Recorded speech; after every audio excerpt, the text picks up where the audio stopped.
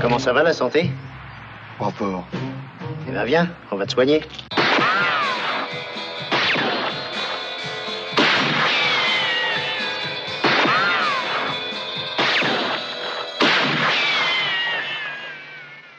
Pas de questions? Moi j'en ai une. Ah bon. Chers camarades, bonjour. Retour de débat entre la mère chat et les lados vitaminés. Donc nous nous sommes infligés cette bouse qui pourra être réutilisée pour pouvoir maintenir à froid les ardeurs des détenus en prison, parce que sincèrement, depuis Jospin Chirac, on s'était pas autant emmerdé à un débat de second tour. Bon, donc, alors, analysons l'entre-deux tours et le débat. L'entre-deux tours, c'est du tir de grosse artillerie macroniste. Ça rappelle le 29 mai 2005, c'est-à-dire du grosse artillerie journalistique, et où Macron envoie... Alors, il envoie peu ses lieutenants, parce qu'il en a peu de lieutenants. Tu vois, il n'y a que Bruno Le Maire qui s'imagine qu'il pourrait être l'héritier un jour, mais ça, il n'y a que Bruno qui croit à Bruno et au renouveau. Bon, il y a Darmanin, mais Darmanin s'étant fait étaler par Bardella. J'espère que si vous êtes au pouvoir, vous laisserez parler vos opposants. Ça paraît pas gagné, hein, manifestement. Je leur enverrai pas les LBD. Là, maintenant, il va peut-être un peu moins la ramener.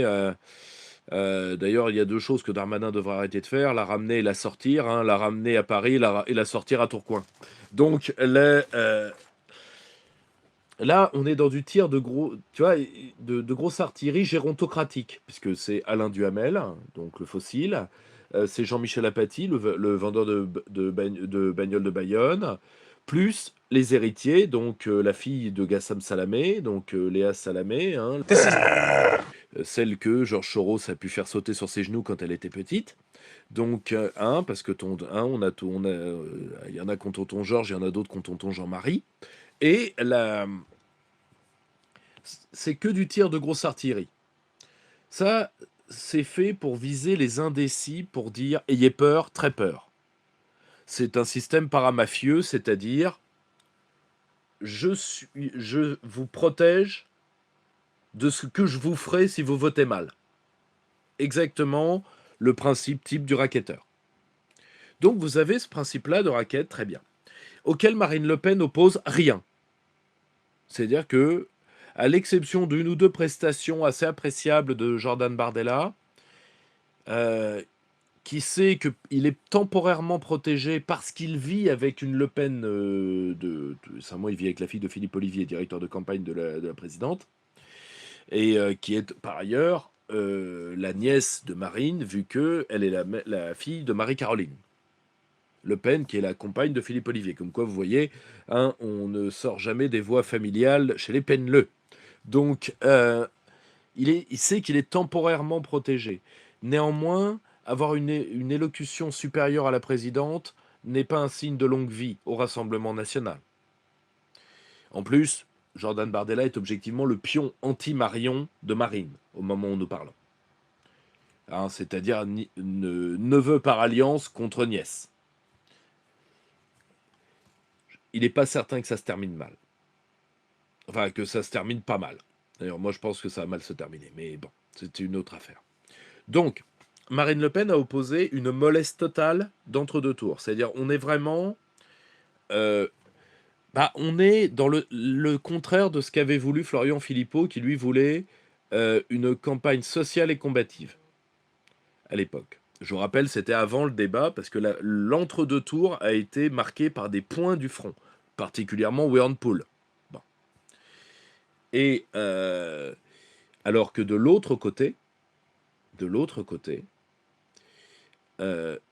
une partie du front voulait que Marine, disons, s'aplatisse pendant le second tour, et c'est cette partie du front qui a pris le pouvoir par l'intermédiaire de l'homme qui a fait le débat que Marine avait raté la dernière fois et qui a refait le débat que Marine a raté cette fois-ci, qui est Philippe Olivier.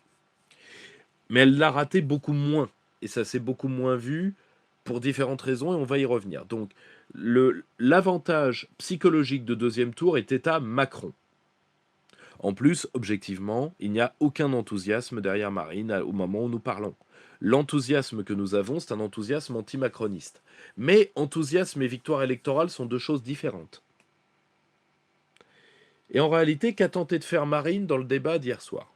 Parce qu'il faut voir les buts de guerre. Le but de guerre de Macron, c'était la démobilisation du camp d'en face. C'est-à-dire, je règne, je suis arrogant, je vous crache à la gueule, vous ne pouvez rien faire contre moi, vous êtes dans ma main, et donc vous devez baisser le pavillon. D'où le fait que Macron soit arrivé à être encore plus ado insupportable qu'il l'est d'habitude. C'est-à-dire qu'il se grattait le nez, il bâillait, enfin, le sale gosse que profondément il est, quoi. C'est-à-dire le sale gosse qui attend de se prendre une triclée pour moment. Donc, de l'autre côté, Marine Le Pen était passée de poissonnière à notaire de province, ce qui est une évolution quantitative. Alors évidemment, sur le fond, elle a été très mauvaise. Mais c'était pas le but. Le but n'était pas... Je pense que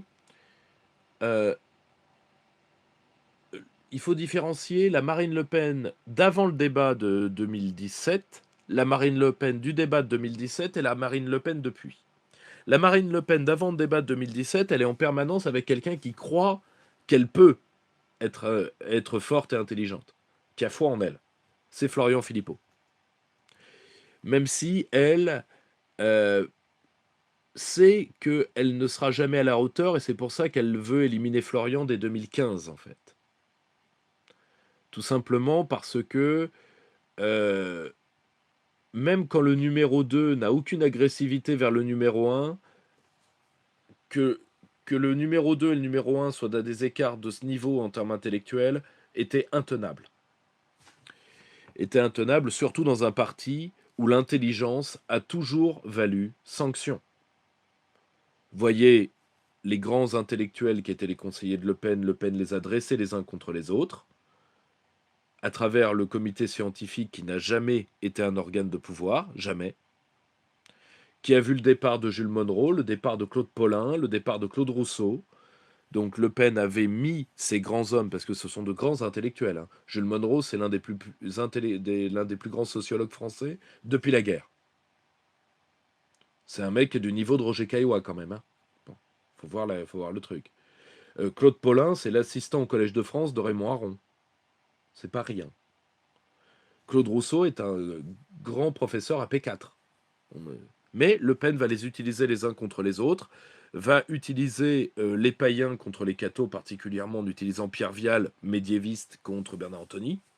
Donc, sanction.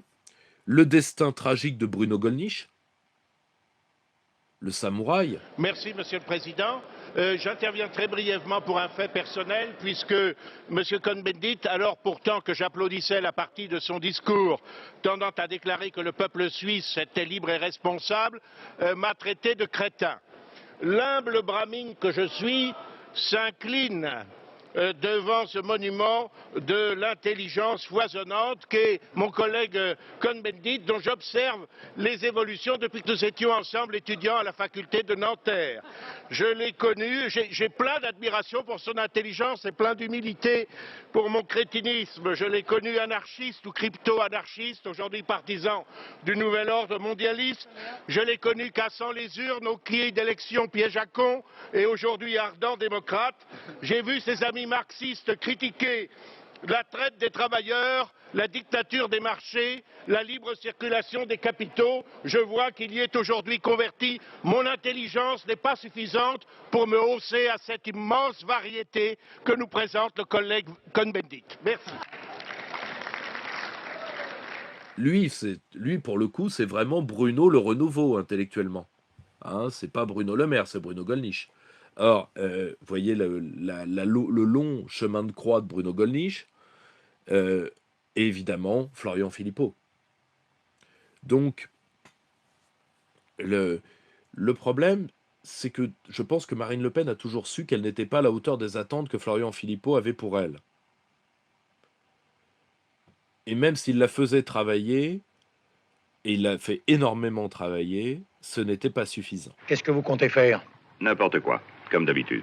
Au débat de second tour, donc qui est pris en main par Philippe Ollivier, et qui lui a dû lui dire de se mordre, de mordre, comme là il lui a dit de se coucher, eh bien, vous avez vu Marine dans sa réalité. Et là, vous avez vu Marine en retenue. Le but de Philippe Ollivier, je le comprends, et je pense que c'est une erreur de parallaxe totale. C'est-à-dire de dire, il ne faut pas parler aux gens déjà convaincus, ce qui est tout à fait vrai, mais il faut apparaître douce à une part de l'électorat qui est indécise. Alors oui, mais c'est tout à fait vrai, mais elle n'est pas apparue douce. Elle est apparue dans l'évitement. D'ailleurs, c'est la seule chose rhétorique qu'elle a appris, c'est-à-dire à faire des stratégies d'évitement. Sur le fond, elle a été catastrophique. Elle a été pas terrible du tout sur l'affaire étrangère où elle a dit « je suis plus européiste et plus atlantiste que vous ». Donc elle a servi la soupe à Macron pendant les 30 premières minutes. Sur le pouvoir d'achat, elle a été techniquement très mauvaise. Et le seul point qu'elle a eu, c'est qu'elle a défendu sa réforme de la Constitution par l'article 11, ce qui au passage est du niveau d'un étudiant de première année de droit. Où elle a fait que citer Henri Guénaud. Hein, et donc la chance qu'elle a eue, c'est qu'elle a retenu ses nerfs, donc elle est apparue très éteinte, très effacée, dans un débat qui était chiant comme la mort. Donc moralité, c'est mieux que la dernière fois parce qu'elle a fait un match nul. Pas un match nul 0-0, l'avantage est à Macron. Mais un match nul, c'est-à-dire que je pense que quasiment personne n'est allé au bout du débat. Donc elle n'a pas perdu de voix, elle n'en a pas gagné non plus, lui non plus. Un débat pour rien.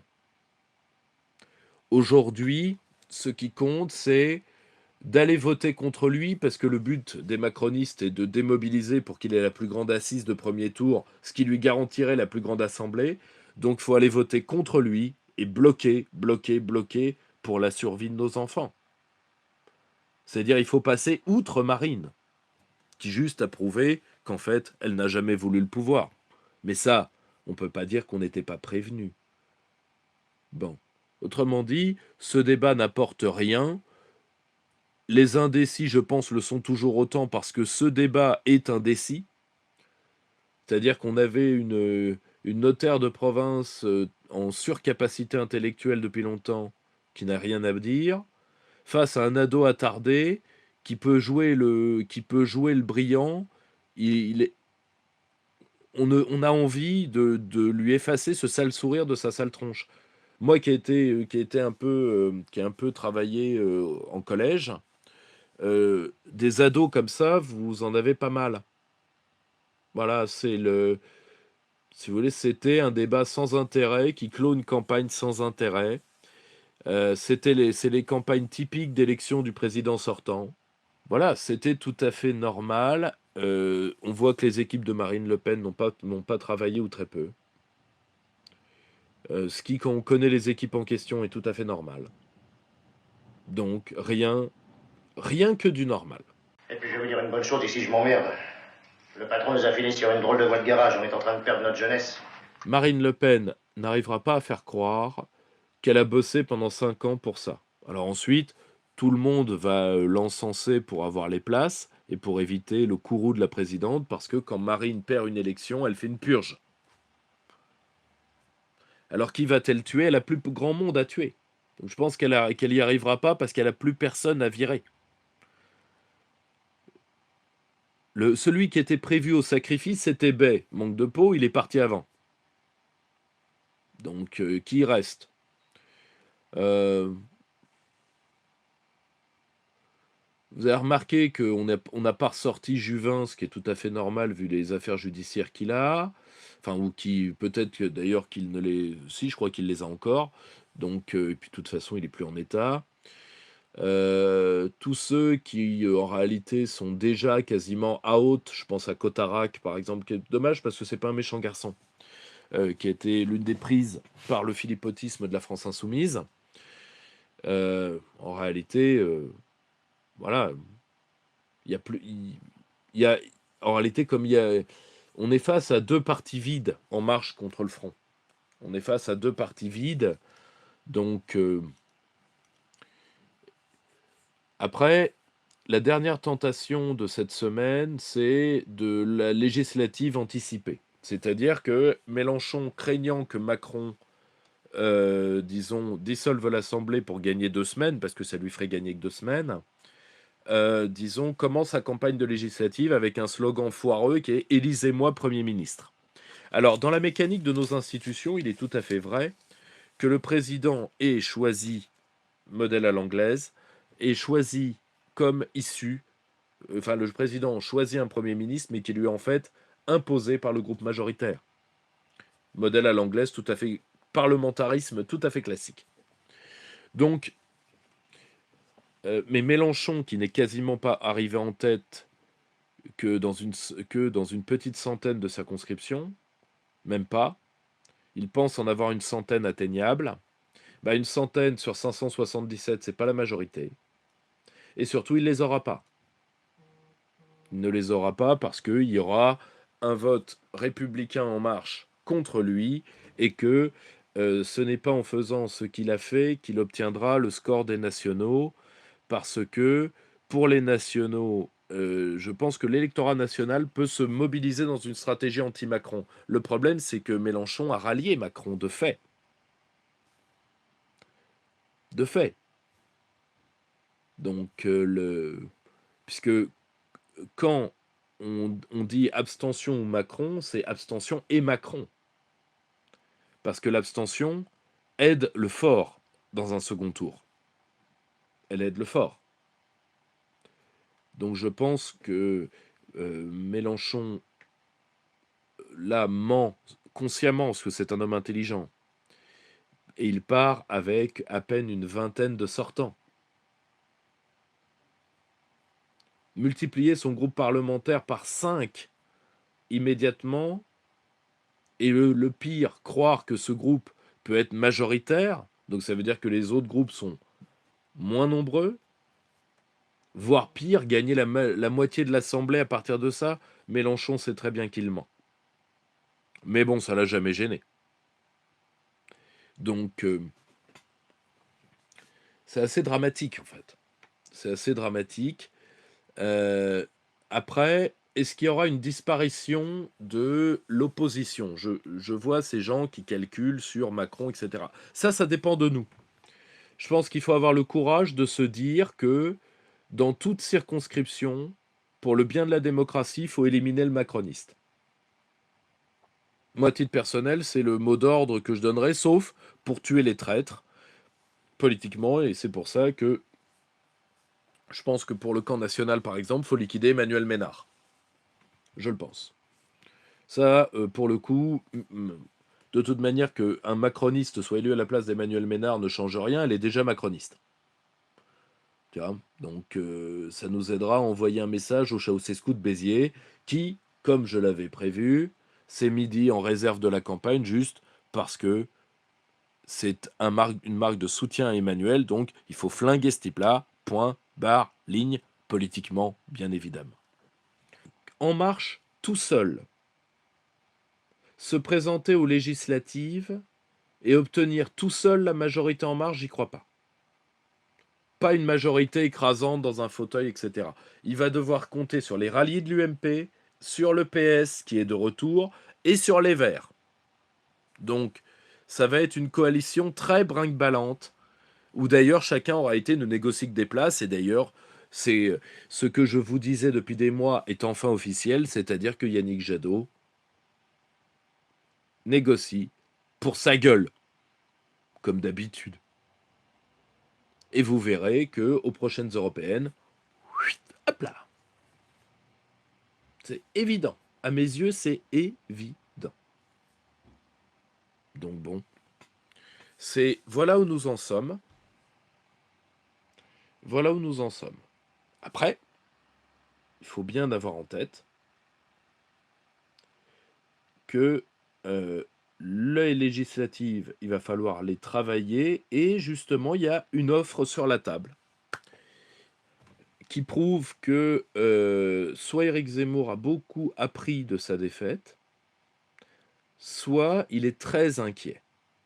Il y a eu 2 changements au sein de Reconquête. Premièrement, la nomination qui était attendue de Marion Maréchal comme vice-présidente, ce qui veut dire quand même que ça va être un parti marionniste. Très clairement. Ça va être un parti marionniste. C'est tout bête. Et un parti marionniste, ça peut être la pire et la meilleure des choses. Ça dépend d'elle, en fait. Ça dépend d'elle. Disons que ça ancrerait le parti dans un parti, disons, de droite, européiste, libéral, autrement dit quelque chose, madeleiniste, si vous voulez. Je pense qu'elle est intelligente, donc elle a compris que si elle maintient cette ligne-là, elle n'a pas d'avenir. Elle n'a pas d'avenir. Parce que c'est madeleino-maigretiste, donc ça va très vite, ça végétera et c'est tout à fait normal. C'est tout à fait normal. Et d'ailleurs, je pense que la leçon d'Éric Zemmour, c'est parler à la bourgeoisie ne sert à rien. Il faut attendre que la petite bourgeoisie décroche. Elle est en train de décrocher économiquement, donc ça sert à... Elle viendra à vous de toute façon. La haute bourgeoisie, vous l'aurez jamais. Il faudrait que les banlieues descendent sur les centres-villes plusieurs fois avec des exactions pour que vous les ayez. Or, ces gens-là ont le niveau social de faire plusieurs boucliers invisibles face au lumpenprolétariat, ce qui leur permet de l'utiliser. N'oubliez jamais que ces gens-là, ils vous disent des choses simples. Nous tenons l'appareil répressif, les magistrats sont de notre classe sociale, les hauts gradés de la police aussi. Donc, c'est nous qui donnons les ordres aux milices pour que la racaille ne vous égorge pas. Donc, vous allez vous tenir tranquille. Ça, c'est très simple, c'est l'alliance parfaitement vue par Marx de lumpenprolétariat et de la bourgeoisie. Donc, ils n'ont pas peur de ces gens-là. Bon. Et d'ailleurs, ça s'est vu dans le vote Reconquête. 2 fois plus d'ouvriers. Voilà. On ne se débarrassera jamais de la question sociale. Jamais. C'est comme la question de la souveraineté, c'est le sparadrap du capitaine Haddock. La preuve, la marine n'en a absolument pas parlé, ce qui lui a permis de faire un débat lamentable. Tout aussi lamentable sur le fond qu'avant. Le problème, c'est que elle a voulu opposer, parce qu'elle a, je pense, changé d'optique, c'est-à-dire au lieu d'essayer de paraître forte, ce qu'elle n'est pas, elle a assumé ses faiblesses de mère de famille pour une part de l'électorat. Ensuite, pour l'électorat qui comprend, ça va être démobilisateur. C'est-à-dire que l'électorat qui comprend les enjeux se dit « elle n'est pas au niveau », et c'est vrai, elle n'est pas au niveau. Point. Et le pire, c'est que ça ne rassurera pas entre un psychopathe sûr de lui et une mère de famille qui est là par un concours de circonstances. Je ne suis pas certain que les gens aillent tout de suite vers la mère de famille. Ils préféreront celui qui a l'illusion de la maîtrise. Aussi parce que, comme Marine n'a pas de projet, elle est entrée, je vous l'ai toujours dit, dans la dialectique de peur. Il ne fallait pas suivre Macron dans la dialectique de peur. Résultat, elle n'a rien utilisé. Elle n'a pas parlé de McKinsey, elle n'a pas parlé du Covid, elle n'a pas parlé des gilets jaunes, elle n'a pas parlé de la répression, elle n'a pas parlé de la corruption, elle n'a pas parlé de la destruction des emplois industriels, elle a parlé de rien. Et donc, elle a apporté la soupe au pouvoir. Donc, le problème, vous voyez, c'est que là, par exemple, le social a été son équivalent souverainiste de 2017. Elle connaissait rien à la souveraineté, elle n'y est pas arrivée. Elle connaît rien au social, elle n'y est pas arrivée. Quand on joue du Philippot, faut Philippot. Quand on joue du Roussel, faut du Roussel. En un mot, faut travailler les dossiers, quoi. C'est pas compliqué. Donc vous voyez, mais on ne se débarrassera pas de ces questions-là. Le pari de reconquête à ce niveau-là fut un échec. Est-ce que Marion l'a compris? Très difficile à dire. Très difficile à dire. Très très compliqué à dire. Barbouze de tous les pays, unissons-nous. Le deuxième changement à Reconquête, c'est de mettre un accord sur la table pour les législatives, accord dont Reconquête ne voulait pas entendre parler avant l'élection.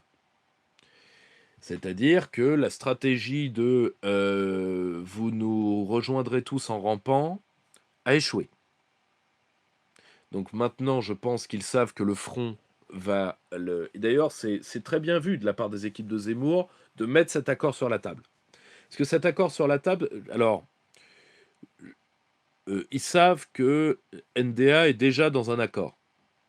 Donc s'ils s'adressent à lui, c'est qu'ils prennent l'accord avec. Ou alors, faut le dire, interdire aux souverainistes et aux chiens. Si c'est le cas, il n'y a pas de souci. Nous en tiendrons compte dans les votes. Donc, à qui s'adresse l'accord? À NDA, au LR non macroniste et au Front. Donc, qui dit NDA dit en fait l'Alliance. Bon, parce qu'aujourd'hui, c'est l'Alliance. C'est tout à fait acceptable. S'il y a un report juste des circonscriptions. Et je pense que Éric Zemmour a compris qu'il était dans une stratégie Le Pen-Sarkozy de 2007. C'est-à-dire que des deux partis, il y en a un de trop, et que l'UMP a failli tuer le front, qui a été sauvé par le vote ouvrier. Or, Zemmour n'a pas voulu du vote ouvrier. Le vote ouvrier est resté au Front National. Ce qui fait que quand Marine va vouloir traquer les membres de Reconquête, ce qui malheureusement, parce qu'elle n'aura pas l'intelligence de prendre cette alliance, et ça c'est dommage. En tout cas, je ne pense pas la connaissant. Je pense qu'elle va traquer les membres de Reconquête, mais alors d'une violence sans nom, pour garder le monopole et pour garder la rente. Et je pense que ce serait mieux pour la cause. Le problème, c'est que tout le monde s'en fout de la cause. D'accepter l'accord pour elle, mais elle ne le fera pas, je ne pense pas. Et le pire, c'est qu'elle va prendre elle va pas refuser comme ça. Elle va dire, comme les LR anti-Macron ne l'accepteront pas, je n'ai pas de raison de l'accepter plus. Et ça, c'est vrai, parce que les LR... Je suis pas certain qu'un mec comme Julien Aubert, qui d'ailleurs aurait intérêt pour sa circonscription à jouer avec nous, serait contre. Je pense que le peroxydé, je ne dirais plus doux, parce que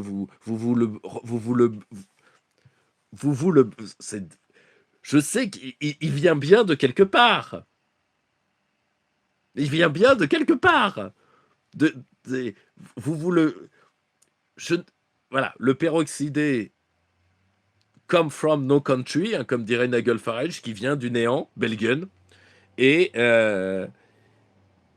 parce qu'il est bien sorti d'une poubelle quelque part. Je sais que vous en avez honte, ce n'est pas la peine de vous le balancer d'un département à l'autre. J'en suis à sa 6e filiation. D'accord, vous en avez honte. Mais il est bien né quelque part, il a bien été pondu quelque part. Donc, je pense pas que le peroxydé le laisse faire. C'est dommage que les gens ont plus la culture de cette série que j'adorais et qui a jamais été finie, qui était la série Le Caméléon. Mais il y avait un personnage qui ressemblait énormément à Wauquiez, c'était l'exécuteur des basses œuvres de l'ignoble Dr. Reigns, qui était Edgar. Guess you can't jam, huh? Et celui dont Mademoiselle Parker disait, de toute façon, on lui aurait donné le briquet allumé et le bâton de dynamite, il n'aurait pas été capable de se faire sauter lui-même. Et je trouve que c'est Wauquiez en pied. Et le peroxydé laissera pas faire ça.